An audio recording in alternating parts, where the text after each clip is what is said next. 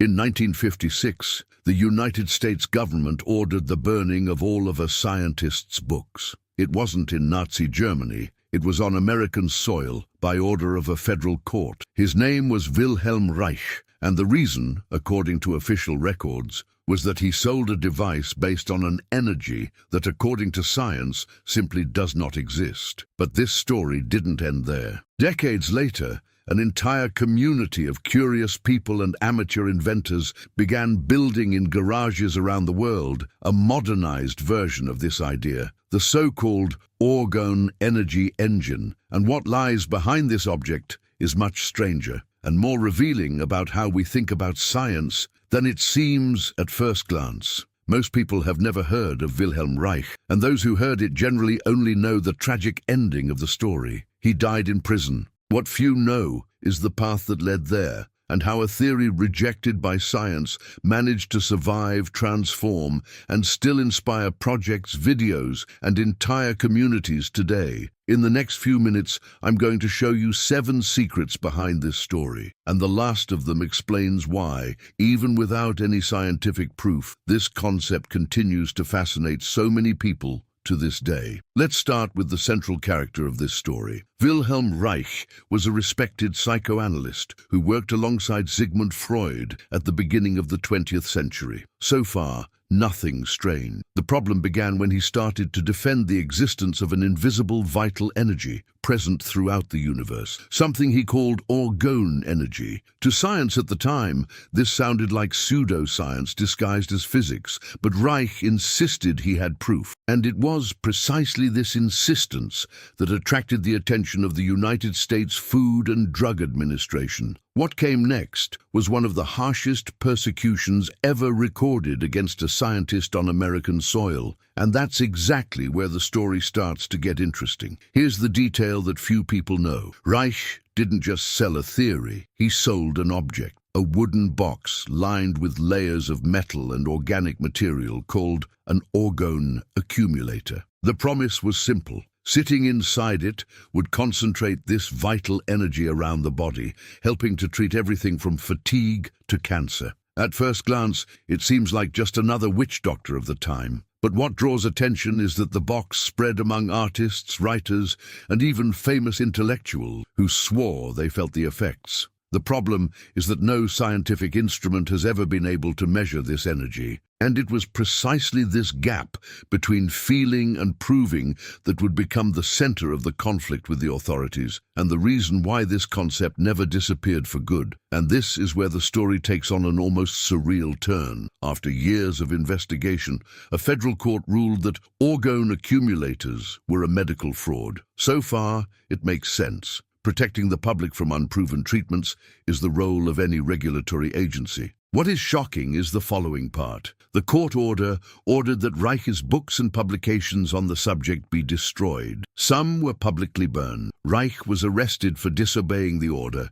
and died in prison shortly afterwards in 1957. For many, this became proof of persecution. For others, it was just the logical outcome of someone who insisted on selling an idea without a scientific basis. In any case, this episode gave Reich's theory something that no scientific proof would ever provide, a veneer of mystery and forbidden truth. And it is exactly this veneer that will explain the next secrets. By the way, before continuing, I want to know one thing. Had you heard about this story before watching this video, or is this the first time? Comment below and take the opportunity to leave your like. This really helps the channel to show this type of content to more people. Decades after Reich's death, something curious happened. The idea of Orgone energy did not die with him. She migrated. It left psychoanalysis offices and ended up in the hands of free energy enthusiasts.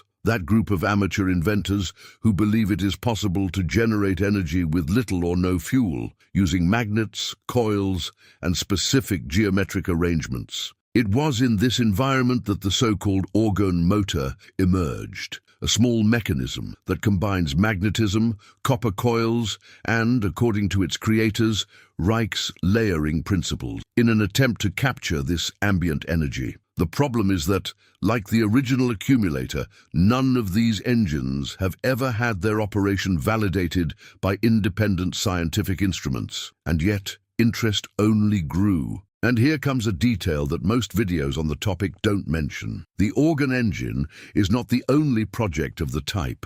It's part of an entire family of free energy devices that have been circulating in DIY communities for decades. Names like the Adams motor, the Bedini generator, and the Newman motor appear side by side on these forums. They all promise in different ways to extract more energy than should be physically possible. None of them have been recognized by conventional electrical engineering, but the Orgone engine has something the others don't. The mystique of Reich, the persecuted scientist, the government burning books. And it is exactly this story that transforms an obscure technical project into something with almost cinematic appeal. Here is perhaps the most revealing point. When real people try to build this type of engine at home, the result is almost never free energy or a bright house without an electric bill. What usually happens is much more modest, a small prototype that rotates for a while, powered mainly by the energy stored in the magnets themselves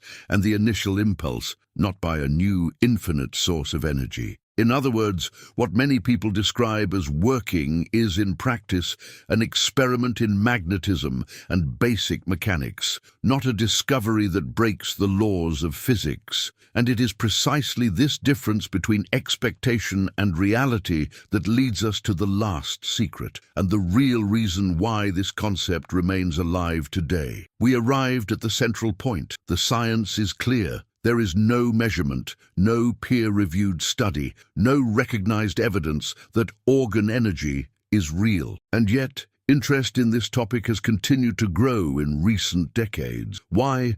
Because this story doesn't just sell a physics theory. It sells a narrative, that of the lonely inventor, persecuted by the system, who perhaps knew something that the rest of the world didn't want to admit. It is this combination of historical mystery and practical curiosity that transformed the Orgone engine into something greater than a simple garage experiment. It became a symbol of skepticism, curiosity, and the desire to question what we are told is definitive. After understanding all this history, you may be curious to see how one of these engines is assembled in practice, not as an energy solution, but as a project of curiosity and learning about magnetism, coils, and this controversial theory that has spanned almost a century. This is precisely why there is a digital guide called Orgone Motor, aimed at those who want to explore this concept in practice. It brings together instructions,